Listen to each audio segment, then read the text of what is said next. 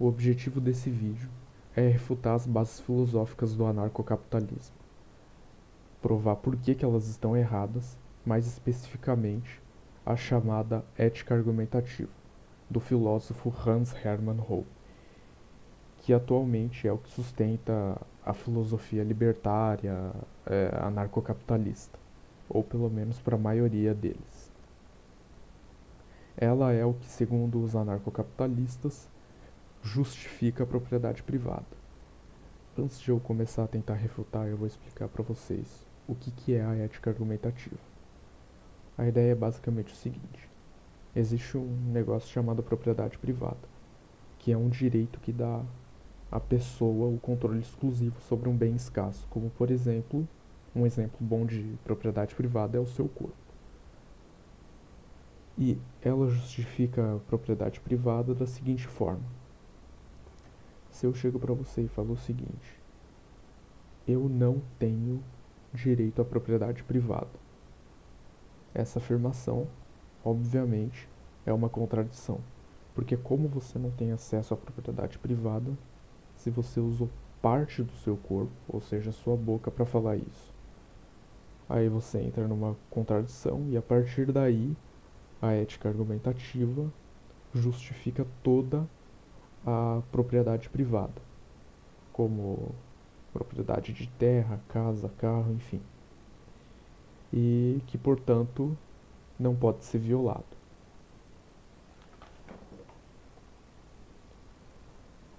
O problema central dessa ideia é que ela cai na guilhotina de Hume, ideia proposta pelo filósofo David Hume, que também é conhecida como falácia naturalista, que é o seguinte: se ela diz basicamente o seguinte: se você criar uma ética ou moral baseado na natureza, e quando eu digo natureza me refiro à matéria como um todo, você vai estar entrando em contradição. Por exemplo, a agressão é algo natural entre seres vivos e sempre existiu, e portanto, devemos tolerar todo tipo de agressão. Ou também um exemplo que era muito usado no passado: mulheres são mais frágeis fisicamente e biologicamente que os homens e, portanto, não merecem os mesmos direitos políticos e civis que eles. Qual que é o problema dessa ideia? Por que você vai estar entrando em contradição? Então,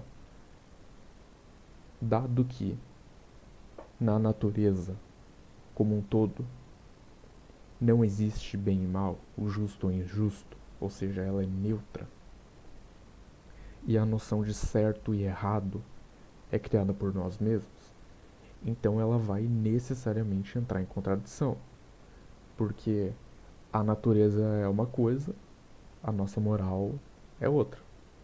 Entenderam? Ali que ele separa a ideia de ser e, e dever ser.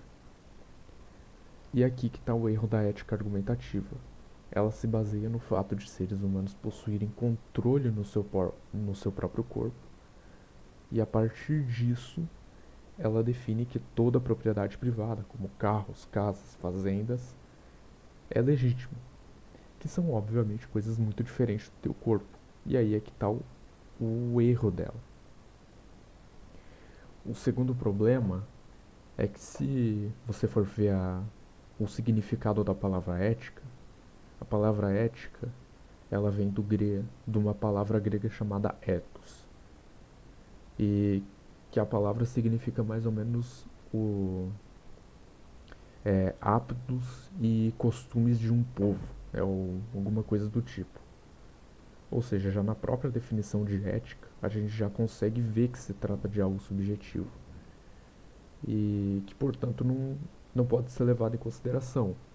A ética de um cristão é uma, a ética de um vegano é outra, a ética de um muçulmano é outra, a ética de um ateu é outra, a ética de um comunista é outra, entende? Cada um tem a tua ideia do que é o certo e errado, entende?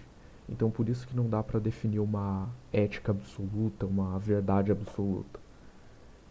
Antigamente as pessoas acreditavam firmemente que negros eram inferiores aos brancos e portanto deviam ser escravizados.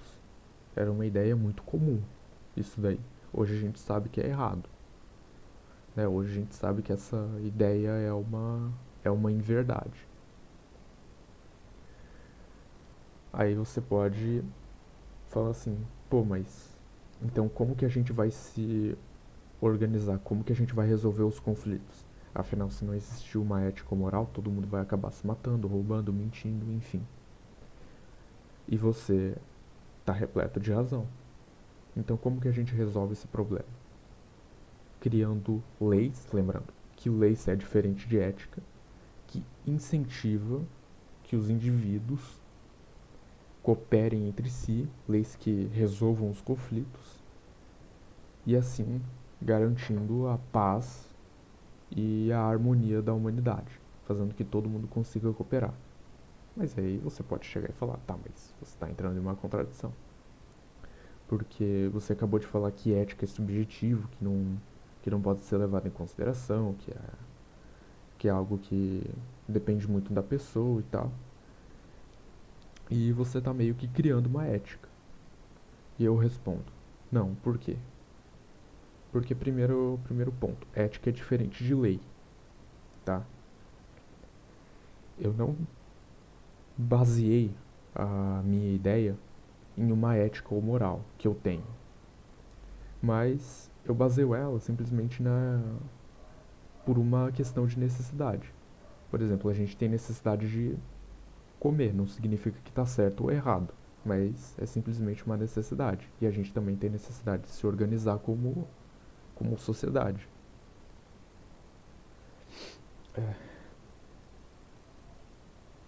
E tá, já que o objetivo das leis é promover a organização, a paz e a harmonia, então a gente precisa de uma lei que satisfaça isso da melhor forma possível, ou seja, a lei mais eficiente possível.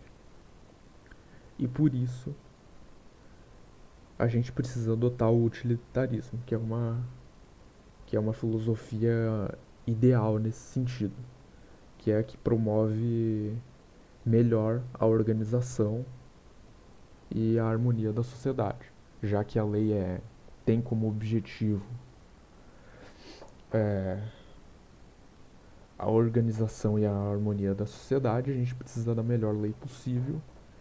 Por esse motivo que eu sou a favor do utilitarismo. Essa foi a minha refutação do anarcocapitalismo. O vídeo acabou aqui. Se vocês gostaram, deixa o like. E até mais, pessoal. Tchau.